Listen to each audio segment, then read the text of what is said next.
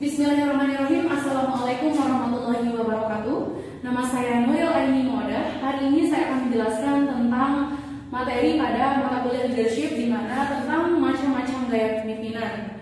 Namun di sini saya akan menjelaskan 3 macam gaya kepemimpinan. Yang pertama itu ada gaya kepemimpinan otoriter, gaya kepemimpinan autokratis, dan gaya kepemimpinan demokratis. Langsung saja. Gaya kepemimpinan otoriter itu adalah gaya kepemimpinan yang sama maksudnya dengan gaya kepemimpinan autokratis atau nama lainnya. Yang kedua itu adalah bentuk pemerintahannya bagaimana. Bentuk pemerintahan dari gaya kepemimpinan otoriter itu adalah kekuasaan itu mutlak di tangan pemerintah. Mutlak di tangan pemerintah, jadi masyarakat itu tidak berhak untuk mengatakan bahwa jangan seperti itu atau jangan seperti ini, pemerintah harus ini dan lebih, itu tidak boleh dalam kepemimpinan otoriter. Jadi perlu digarisbawahi bahwa pemimpinan otoriter ini itu kekuasaan itu mutlak di tangan pemerintah. Yang kedua itu ada absolut. Yang absolut ini adalah pemerintah tidak boleh digugat atau apapun yang dikehendaki oleh pemerintah itu harus dijalankan oleh bawahannya. Yang kedua itu ada tidak ikut campur. Jadi dalam pemimpinan otoriter ini, pemimpin itu tidak boleh diikut campurkan atau bawahannya tidak boleh ikut campur dalam urusan apapun yang diurus oleh pemimpin itu sendiri. Jadi tidak ada sejarahnya dalam pemimpin otoriter itu seorang bawahan itu ikut campur dalam urusan pemimpinnya sendiri. Yang selanjutnya itu ada kelebihan dan kekurangan dari kepemimpinan otoriter. Namun sebelumnya perlu diingat bahwa kepemimpinan otoriter ini adalah kepemimpinan yang dalam pelaksanaan kekuasaan itu milik pemerintah sepenuhnya atau milik pemimpin sepenuhnya. Jadi pemimpin yang akan mengurus semua urusan negara yang kemudian tugas tersebut akan dibebankan oleh para orang-orang yang dipimpin, atau singkatnya itu seperti ini, pemimpin akan membicarakan seperti apa sistematika organisasi mereka, lalu mereka akan membebankan tugas mereka kepada orang yang dipimpin. Kelebihan dari kepemimpinan otoriter ini adalah pertama itu tujuan, di mana tujuan yang mereka ciptakan itu akan lebih cepat tercapai. Karena kenapa? Karena tujuan ini hanya bersumber dari pemerintah atau pemimpin, tidak bersumber dari banyak orang atau banyak asumsi atau banyak kepala atau banyak gagasan-gagasan. Jadi tujuan ini murni berasal dari pemerintah yang kemudian akan sangat mudah bagi pemimpin mengawasi jalannya pencapaian tujuan tersebut. Dan yang kedua itu ada pengambilan keputusan, di mana pengambilan keputusan ini hanya akan dilakukan oleh pemimpin. Jadinya masyarakat atau penduduk serta orang yang dipimpin tidak ikut serta dalam rangka pengambilan keputusan dalam pemecahan satu masalah. Namun kekurangannya di sini dapat terlihat dalam kurangnya inovasi yang didapat oleh penduduk atau orang yang dipimpin. Jadi kenapa kurangnya inovasi? Karena mereka tidak diberikan ruang untuk mengatakan atau untuk menyampaikan argumentasi mereka atau menyampaikan asumsi-asumsi mereka tentang suatu masalah. Jadi mereka tidak diberikan ruang, mereka hanya diberikan ruang yang terbatas untuk melakukan tugas. Jadi mereka kurang inovasi dan tentunya kurang kreatif. Yang selanjutnya itu ada abuse power, di mana abuse power ini diakibatkan karena konflik kekuasaan. Jadi seringkali terjadi permasalahan antara pemimpin dengan orang yang dipimpin atau konflik sosial istilahnya. Dan yang kedua itu kepemimpinan autokratis, di mana kepemimpinan autokratis ini agak sama dengan yang pertama tadi, yaitu otoriter, di mana keyakinan pemimpin itu adalah seorang bos. Jadi bos itu berhak untuk menentukan apapun yang akan dibebankan oleh apapun yang akan diberikan atau dibebankan oleh pemimpin kepada orang yang dipimpin tanpa komunikasi sebelumnya. Jadi pemimpin itu akan membicarakan atau menyusun sendiri, lalu akan dibebankan secara tidak langsung. Mereka akan memberikan tugas kepada orang yang dipimpin atau bawahan mereka sendiri. Namun di sini kelebihannya itu adalah sama dengan otoriter.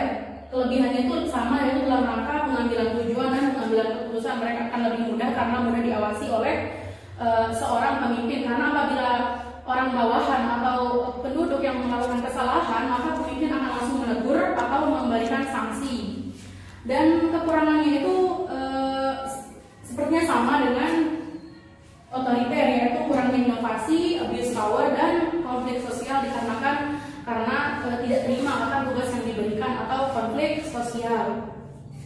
Yang selanjutnya itu ada demokratis, di mana demokratis ini adalah lebih menekankan kepada kebutuhan kelompoknya atau mengutamakan kebutuhan kelompoknya. Dalam kepemimpinan demokratis ini, anggota dan pemimpin itu bekerja sama, tidak seperti pada kepemimpinan otoriter ataupun kepemimpinan autokratis.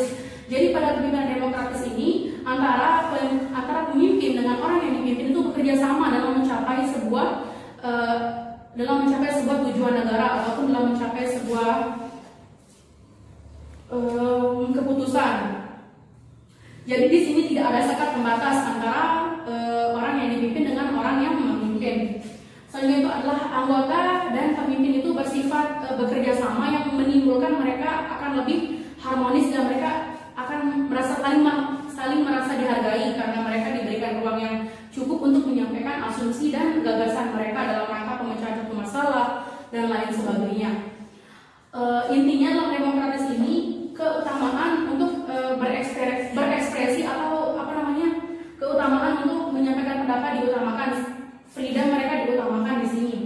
Kelebihan dari kepemimpinan demokratis itu adalah inovasi dan kreativitas mereka itu lebih ditekankan karena mereka itu diberikan kebebasan untuk menyampaikan asumsi mereka. Contohnya itu ada permasalahan dalam sebuah negara atau sebuah organisasi, maka pemimpin akan mengajak seluruh orang-orang yang dipimpin atau seluruh orang bawahannya untuk membicarakan permasalahan tersebut. Tidak pemimpin saja yang membahas permasalahan tersebut, namun semua ikut andil dalam pemecahan masalah tersebut. Jadi di sini inovasi itu lebih ditekankan sehingga mereka lebih berpikir kreatif dan mereka diberikan kebebasan yang menyebabkan mereka ikut serta dalam pemecahan masalah tersebut, sehingga hubungan mereka akan timbul menjadi hubungan yang harmonis, tidak ada sekat antara pemimpin dengan orang yang dipimpin, serta pembagian tugasnya itu tidak sama dengan otoriter. Apabila otoriter mengatakan bahwa pemberian tugas hanya diserahkan dan dibebankan langsung kepada orang yang dipimpin tanpa memperhatikan orang yang dipimpin terlebih dahulu. Nah, demokratis di sini mereka membicarakan secara bersama-sama seperti apa tugas dan pembagian kerja yang akan mereka kerjakan sehingga tidak ada pro kontra di lain hari. Kekurangannya di sini adalah dalam rangka pengambilan keputusan, di mana dalam mengambil keputusan tentunya dalam kepemimpinan demokratis ini melakukan permusyawaratan untuk mencapai mufakat.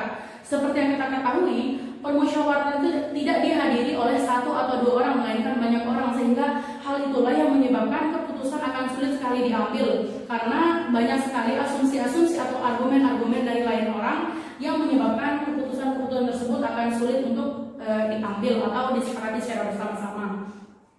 Dan yang kedua itu ada tujuan negaranya, di mana tujuan negara atau tujuan organisasi itu akan sulit sekali untuk dicapai karena tujuan itu tidak bersumber dari satu orang, tidak seperti pada otoriter. Tujuan hanya bersumber dari pemimpin. Kalau di sini, kalau di demokratis itu tujuan negara itu bersumber dari bawahannya atau orang-orang yang dipimpinnya juga, sehingga akan sangat sulit untuk mengawasi dan akan sangat sulit untuk saling tegur di sini untuk mencapai tujuan negara. Yang selanjutnya itu ada konflik karena ego. Seperti yang kita ketahui dan seperti yang saya katakan tadi, bahwa dalam permusyawaratan itu tidak dihadiri oleh satu atau dua orang, melainkan banyak orang, sehingga terjadi perdebatan ataupun perselisihan karena penyampaian gagasan atau keputusan-keputusan tadi, sehingga seringkali terjadi perdebatan yang menyebabkan konflik sosial karena ego masing-masing, karena mereka mengatakan bahwa saya juga benar dan mereka juga benar. Jadi gaya kepemimpinan itu dibedakan menjadi otoriter, autokratis, dan demokratis. Di sini saya menjelaskan 3 poin ini. Semoga gaya kepemimpinan yang 3 ini bermanfaat untuk kita semua sebagai tambahan ilmu. Mohon maaf apabila ada kesalahan. Saya Nurul Aini Modah mengucapkan terima kasih dan mohon maaf. Assalamualaikum warahmatullahi wabarakatuh.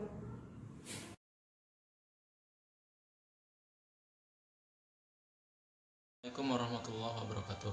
Baiklah, pada kesempatan kali ini saya akan menjelaskan tentang gaya kepemimpinan laissez-faire dan gaya kepemimpinan harismatik.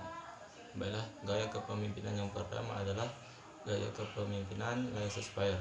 Pada dasarnya, gaya kepemimpinan laissez-faire ini adalah sosok pemimpin yang memberikan kebebasan besar bagi para pengikut yang dipimpinnya, baik dalam segi pekerjaan maupun dalam mengambil keputusan meskipun itu sangat penting. Menurut dilansir dari Asik Belajar, Handoko dan Rekso Hadiporjo 1997 mengemukakan 3 ciri gaya kepemimpinan dalam kepemimpinan laissez-faire ini. Yang pertama, pemimpin membiarkan bawahannya mengatur dirinya sendiri. Yang kedua, pemimpin hanya mengatur kebiasaan tujuan umum. Yang ketiga, bawahan dapat mengambil keputusan sesuai dengan kehendaknya sendiri. Pemimpin tipe ini tidak memberikan instruksi atau perintah. Mereka membiarkan bawahannya mengambil keputusan sekehendaknya. Tak ada kontrol dan koreksi. Tentu saja dalam tipe pemimpin ini banyak sekali terjadi bentrokan dan kekacauan. Dalam tipe pemimpin ini, pemimpin tidak bertanggung jawab atau tidak menjalankan perannya dengan baik.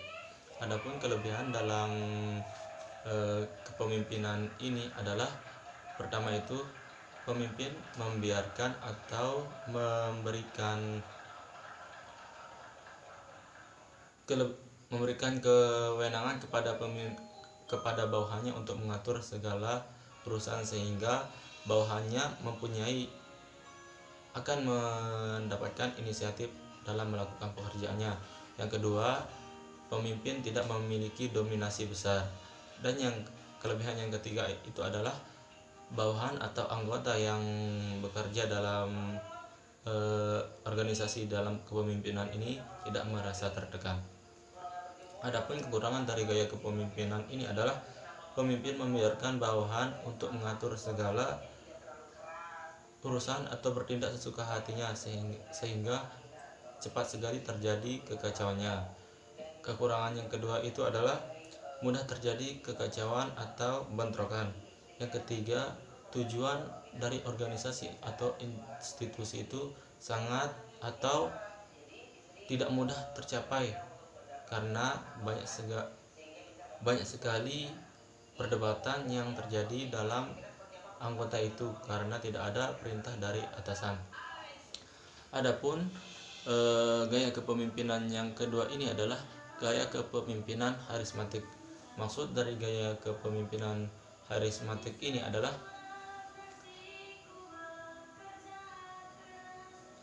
gaya kepemimpinan yang memiliki karakteristik khusus, yaitu daya tarik yang sangat besar sehingga mampu memperoleh pengikut yang banyak, dan para pengikutnya tersebut tidak bisa menjelaskan kenapa pemimpin tersebut diikuti oleh orang banyak. Sifat harismatik yang dimiliki oleh seseorang pemimpin ini memang berasal dari atau diberi anugerah oleh Tuhan.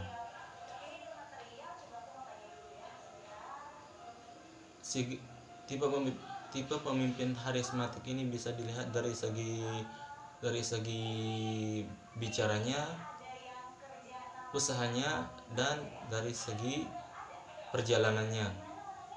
Di sana kita bisa melihat apakah orang tersebut bisa dikatakan pemimpin harismatik. Adapun kelebihan dari gaya kepemimpinan ini adalah dapat mengkomunikasikan visi dan misi secara jelas. Artinya seorang pemimpin ini bisa berkomunikasi dengan anggotanya secara langsung, baik itu dalam ruang kerja ataupun dari media sosial. Yang kedua dapat membangkitkan semangat bawahannya atau yang dipimpinnya. Artinya seorang pemimpin ini dipercaya bisa membangkitkan semangat anggotanya untuk bekerja. Yang ketiga itu bisa mendapatkan pengikut dengan massa yang besar karena sifatnya yang berkarisma sehingga bisa mendapatkan pengikut yang banyak karena dipercaya. Yang keempat itu, kelebihan yang keempat adalah menyadari kelebihannya dengan baik sehingga bisa memanfaatkan semaksimal mungkin. Adapun kelemahan dari gaya kepemimpinan ini adalah para pemimpin harismatik mudah mengambil resiko atau keputusan yang beresiko.